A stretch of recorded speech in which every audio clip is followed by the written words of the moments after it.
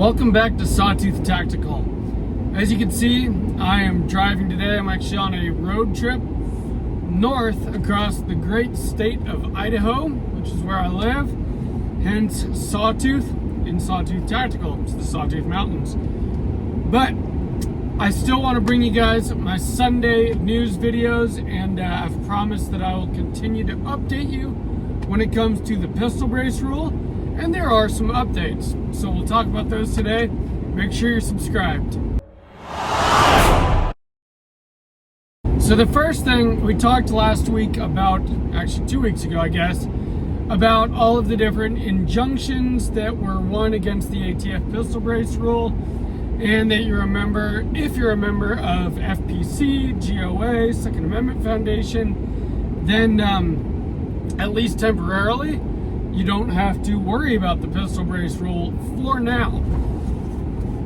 If you have one of these cards, you are good to go. In fact, I even got a letter from Gun Owners of America basically stating that I'm included in the injunction against the pistol brace rule, and for the time being, I have nothing to worry about.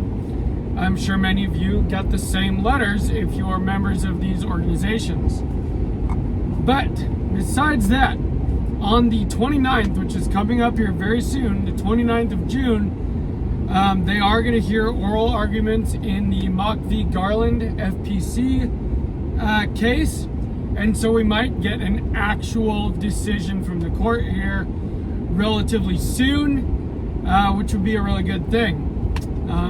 Maybe we'll get a national injunction. Maybe the court will just strike down the pistol brace rule. Hopefully that is what happens. In the meantime, last week, the House voted on House Joint Resolution 44, which is to nullify the pistol brace rule, and it did pass.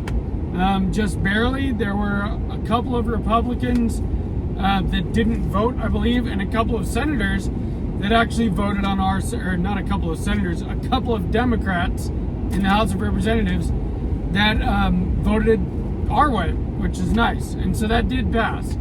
Now, that doesn't nullify the pistol brace rule. It still needs to go to the Senate, where it has a much slimmer chance of passing, although there is a chance. The problem is like any law, once it passes the House and the Senate, it does need to go to the president's desk. And the White House has already put out a statement saying that if House Joint Resolution 44 does make it to his desk, that he will veto it. And this is no surprise, as the pistol brace rule came from the desk of Joe Biden in the first place.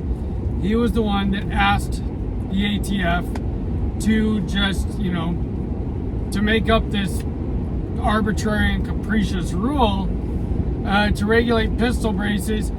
If you've seen his recent statement that he made, a little speech, because I'm driving, I can't link it in this video, but it's absolutely ridiculous. He says, if you attach a gun to a brace, it makes it a pistol and makes it able to fire a larger caliber.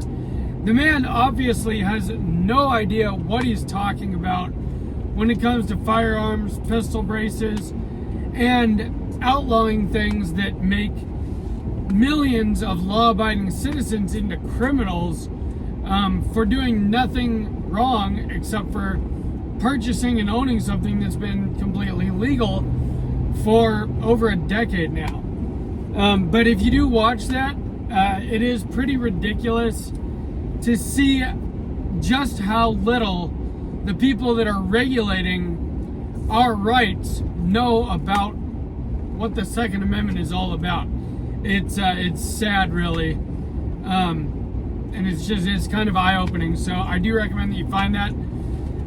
If I was not in the car today, I would link that in this video, or even put clips in. But I can only do what I can do from the driver's seat of my pickup truck.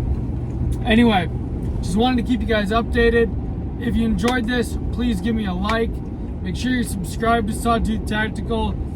share this video with people that need to know this stuff, and leave me a comment on what you think about all this. I would love to hear from you guys, and I answer every comment. From Sawtooth Tactical, stay strapped or get clapped.